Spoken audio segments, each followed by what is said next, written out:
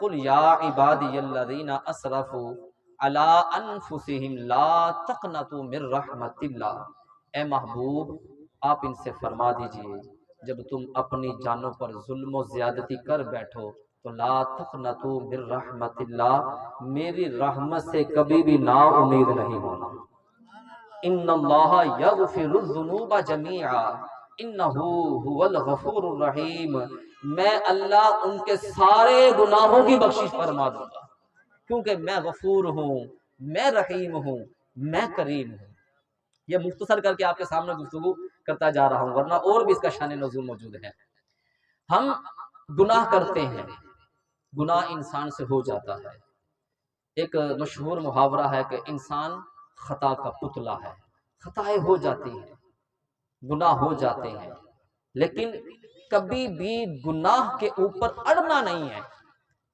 پنجابی میں جس کو کہہ لے ویرنا نہیں ہے سامنے آ کر کہ نہیں میں یہ کرتا ہوں، میں کروں گا، ایسا کام نہیں کرنا۔ گناہ ہو گیا، خطا ہو گئی، لیکن اس پر ڈٹنا نہیں ہے، اڑنا نہیں ہے۔ دل کے اندر یہ ضرور احساس پیدا کر لینا ہے کہ مالک ہم سے غلطی ہو گئی، ہم سے کوتاہی ہو گئی، مالک ہم گناہ گار ہیں، سیاہ کار ہیں، خطا کار ہیں، لیکن مالک جہاں پر ہم گناہ گار ہیں وہاں پر تو رحمان بھی تو ہے، تو کریم تو بھی تو ہے، تو گناہوں کو بخشنے والا ہے، تو خطاؤں کو بخشنے والا ہے۔ یعنی اڑنا نہیں ہے گناہ کے اوپر، گناہ ہو گیا۔ مولا کائنات شیر خدا حضرت علی رضی اللہ تعالی عنہ سے کسی نے سوال کیا کہ علی رضی اللہ تعالی عنہ، کبیرہ گناہوں میں سب سے بڑا گناہ کون سا ہے؟ کبیرہ گناہوں میں سب سے بڑا گناہ کون سا ہے؟ تو آپ رضی اللہ تعالی عنہ نے فرمایا کہ اللہ کی خفیہ تدبیر سے بے خوف ہو جانا اور اس کی رحمت سے مایوس ہونا، یہ کبیرہ گناہوں میں سب سے بڑا گناہ۔ کیا مطلب؟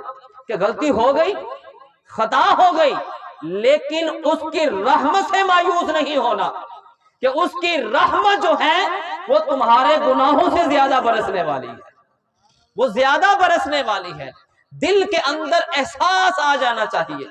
جب دل کے اندر احساس آتا ہے نا تو وہ احساس اس رب کو بڑا ہی پسند ہے، بڑا ہی پسند ہے۔ میرے محبوب صلی اللہ علیہ وآلہ وسلم فرماتے ہیں کہ حشر کا میدان لگا ہوگا تو ایک شخص کو، ایک گناہگار کو رب کی بارگاہ میں پیش کیا جائے گا، اس کا حساب و کتاب ہو رہا ہوگا، اس کے گناہ جو ہیں اس کے سامنے ظاہر کیے جا رہے ہوں گے، کہا جا رہا ہوگا تو نے فلاں گناہ کیا، فلاں گناہ کیا۔ وہ مالک فرمائے گا اے بندے تو نے فلاں گناہ کیا ہے؟ جی مالک۔ اب یہاں پر تو ہم غلطیاں کرتے ہیں، اڑ جاتے ہیں، ڈٹ جاتے ہیں، کوئی پوچھنے والا پوچھتا ہے تو ہم جھوٹ بول دیتے ہیں، ہم جھوٹ بول دیتے ہیں، جبکہ لعنت اللہ علی الکاذبین، قرآن پاک میں ہے کہ جھوٹوں پر اللہ کی لعنت ہے۔ میرے محبوب کا فرمان ہے کہ تم جھوٹ بول کر مال فروخت کر لو گے، خرید و فروخت کر لو گے، لیکن تمہارے اس رزق میں برکت نہیں آئے گی، برکت نہیں آئے گی۔ جھوٹ سے بھی بچنا ہے، یہ بہت بری لعنت ہے، اور یہ ہر گناہ کی جڑ ہے، یہ ہر گناہ کی جڑ ہے کہ ایک جھوٹ کو چھپانے کے لیے 100 جھوٹ بولنے پڑ جاتے ہیں، ایک جھوٹ کو چھپانے کے لیے۔ کبھی بھی زندگی میں جھوٹ مت بولنا، یہ جھوٹ ایسی نحوست ہے کہ یہ گھروں سے برکت اٹھا لیتی ہے۔ کہ حدیث مبارکہ ہے کہ جب انسان ایک جھوٹ بولتا ہے نا، پہلا جھوٹ جب بولتا ہے تو فرشتے اس بندے کے منہ سے نا، اس بندے کے منہ سے ایک بدبو آتی ہے، سمیل آتی ہے، وہ عام لوگوں کو محسوس نہیں ہوتی، لیکن وہ سمیل، بدبو اللہ کے جو فرشتے ہیں ان کو محسوس ہوتی ہے۔ جب وہ اس بدبو کو سونگھتے ہیں تو اللہ کے محبوب فرماتے ہیں وہ فرشتے، رحمت والے فرشتے جو ہیں نا، اس بندے سے 1 میل دور چلے جاتے ہیں۔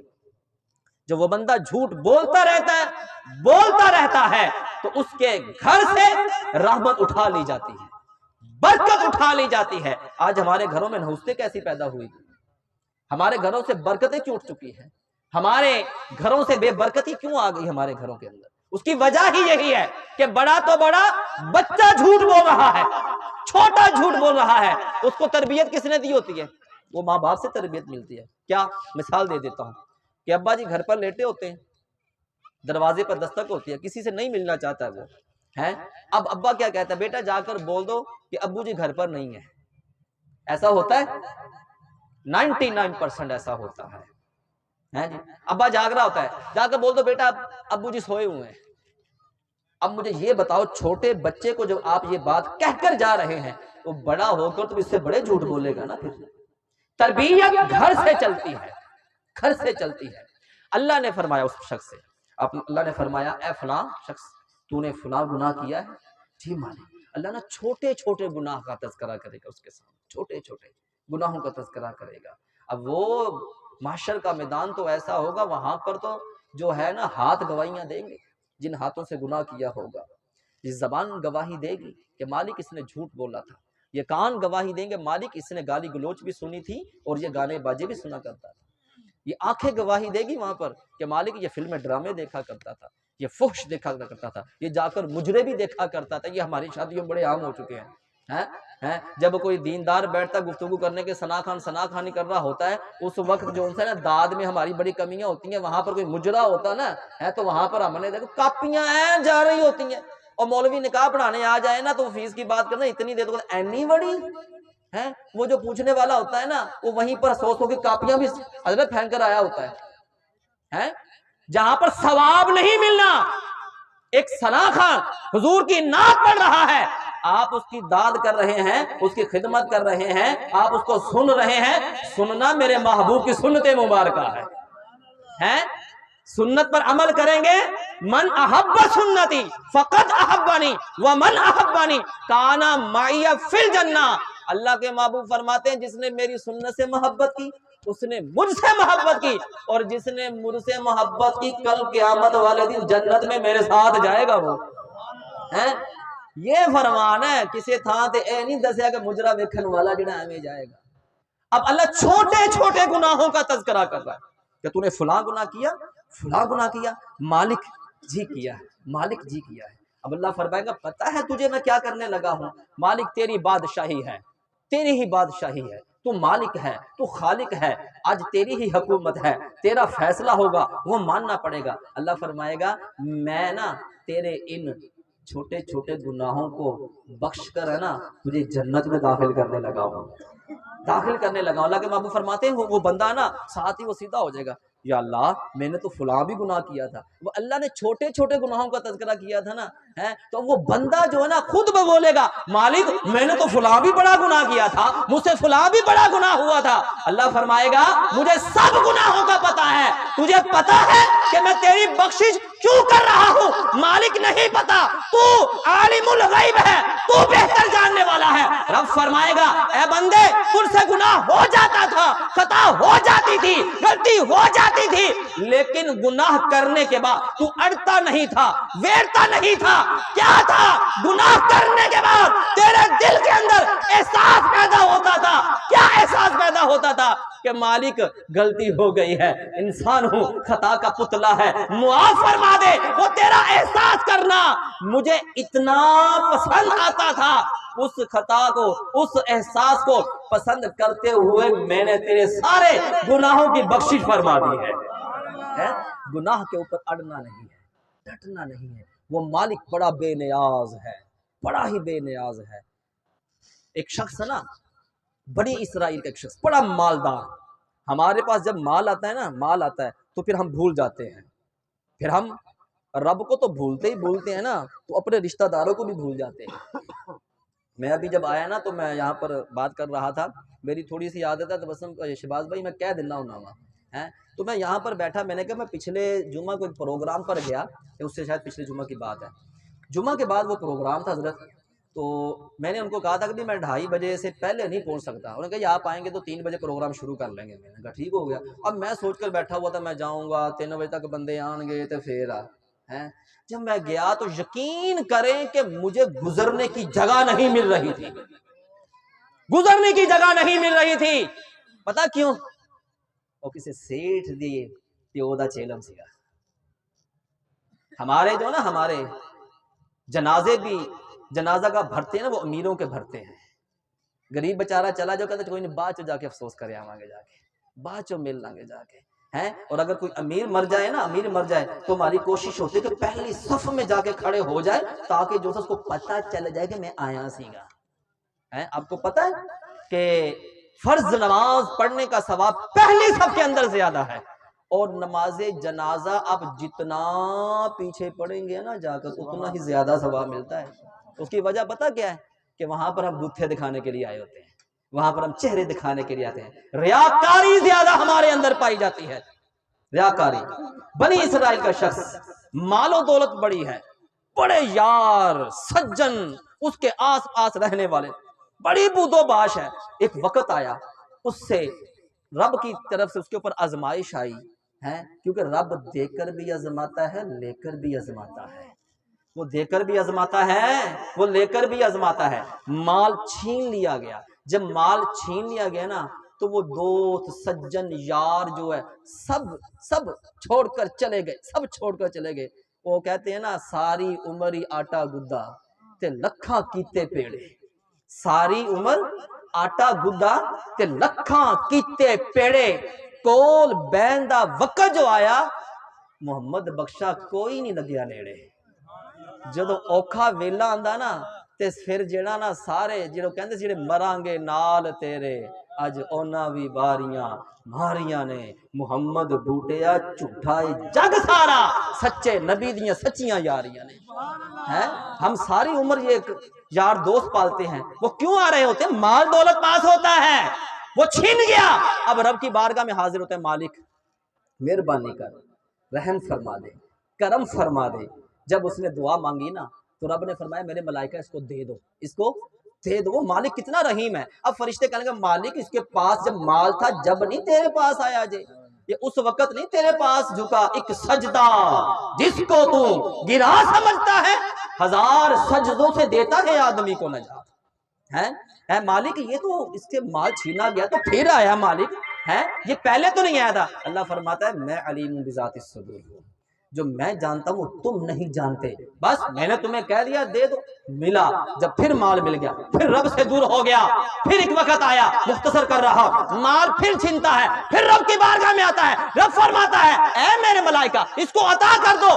مالک فرشتے پھر کہتے ہیں مالک پھر مال چھینا ہے تو آیا ہے, پہلے نہیں آیا تھا. اللہ فرماتا انی اعلم ما لا تعلم, جو میں جانتا ہوں وہ تم نہیں جانتے. رب نے فرمایا دے دو, پھر دے دیا گیا.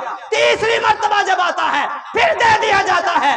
جب مال آ جاتا ہے ایک آخری رات کا پہر ہوتا ہے, سوچتا ہے دل میں احساس پیدا ہوتا ہے. میں نے کہا نا گناہ پہ اڑنا نہیں ہے, ڈٹنا نہیں. آ کر احساس رب کو بڑا پسند ہے.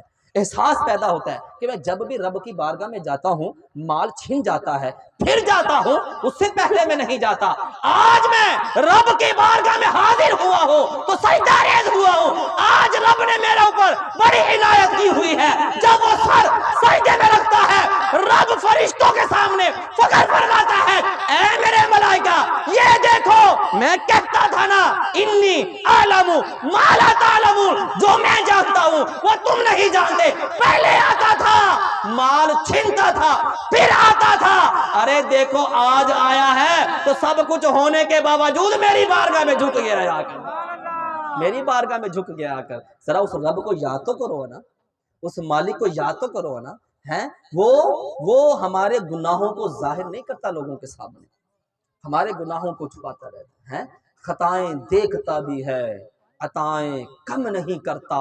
سمجھ میں یہ نہیں آتا کہ تو اتنا مہربان ہے. ایک گناہ میرا ماں پیو ویکھے دیوے دیس نکالا تے لکھ گناہ میرا مالک ویکھے پردے کجن والا. ہم کتنے گناہ کرتے ہیں, قدم قدم پر ہمارے گناہ ہیں. جھوٹ, غیبت, چغلی, وعدہ خلافی, ناپ تول میں کمی, کتنے گناہ ہم کرتے ہیں. سود ہم کھاتے ہیں, سود کا کاروبار فل ہو چکا ہے. ہر بندہ سود کی لعنت میں جھکا پڑا. ہمارا ملک ترقی کیوں نہیں کر رہا؟ اس کی وجہ یہی ہے کہ سود کی لعنت ہمارے اوپر برس رہی ہے. یہ قرضے ہمارے اوپر کس چیز کے ہیں؟ یہ سود ہے ہمارے سر پر چڑھا ہوا ہے. اور سود کے بارے میں پتہ کیا تھا؟ اللہ کے محبوب فرماتے ہیں سود کھانے والا, سود دینے والا, سود لینے والا ایسے ہے جیسے اس نے اپنی ماں کے ساتھ زنا کیا۔ اللہ اکبر، اپنی ماں کے ساتھ زنا کیا۔ اندازہ کر لیں اتنی بڑی لعنت ہے۔ یار ہم تو کلمہ گو ہیں، ہم کلمہ پڑھنے والے ہیں، ہم مسلمان ہیں اللہ تو اب ایک ہندو بھی اس کو پکار لے نا تو اس کی پکار کے اوپر ہی فوراً لبیک یا آبادی کہہ دیتا ہے، لبیک یا آبادی کی صدائے بلند کر دیتا ہے۔ ملا رومی لکھتے ہیں ایک نا ہندو جو ہے رات کا وقت ہے، اپنے جو ہے نا وہ بت کی پوجا کر رہا ہے، بت کی پوجا کر رہا ہے، اور یا سنم، سنم کہتے ہیں بت کو، کیا کہتے ہیں؟ بت کو کہتے ہیں یا سنم۔ وہ رات کو لگا ہوا یا سنم یا سنم یا سنم، بت کو پکار رہا ہے، بت کو پکار رہا ہے۔